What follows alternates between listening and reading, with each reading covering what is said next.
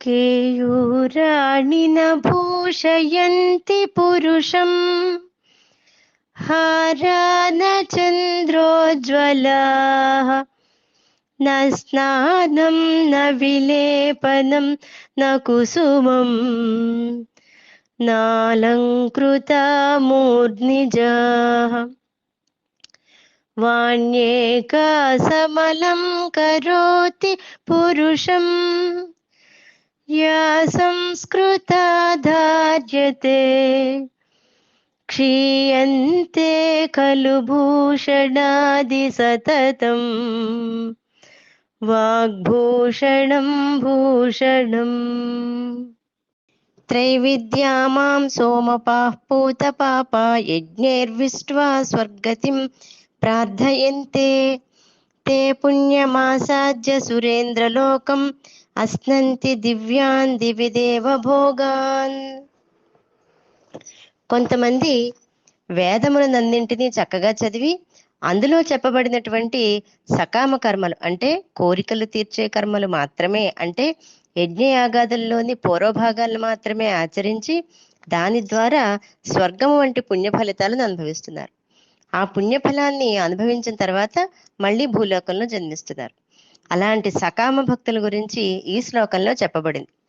వీళ్ళు చేసే ప్రయత్నం మంచిదే అయినప్పటికీ అది కేవలం స్వర్గ సుఖాలని భోగాలని మాత్రమే ఇస్తుంది.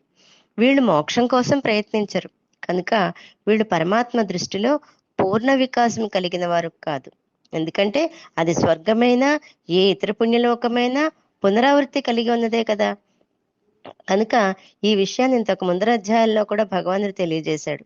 కనుక అటువంటి వారు జనన మరణ సంసార చక్రం నుండి తప్పించుకున్నవారు కాదు.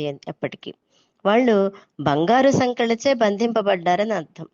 వాళ్లకు సంకెళ్ళు ఉన్నాయి, కానీ ఇనుప సంకెళ్ళు కాకుండా బంగారపు సంకెళ్ళే ఉంటాయి. ఎందుకంటే వాళ్ళు సంసారము అనే కారాగృహంలో పడిన వాళ్లే. అయితే ఏది జనన మరణాల నుండి తప్పించగలుగుతుందో అదే అందరికీ ఉత్తమం.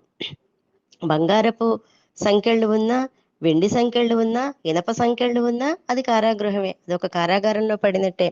కాబట్టి వాటి నుంచి బయటపడేటువంటి మార్గాన్నే ముముక్షువులకు ఆచరణీయం. అదే ఆత్మపదము, అదే బ్రహ్మపదం. మాముపేత్యతు కౌంతేయ పునర్జన్మన విద్యతే. అటువంటి బ్రహ్మపదాన్ని పొందినటువంటి వాళ్ళకి ఇంకా జన్మ లేదు.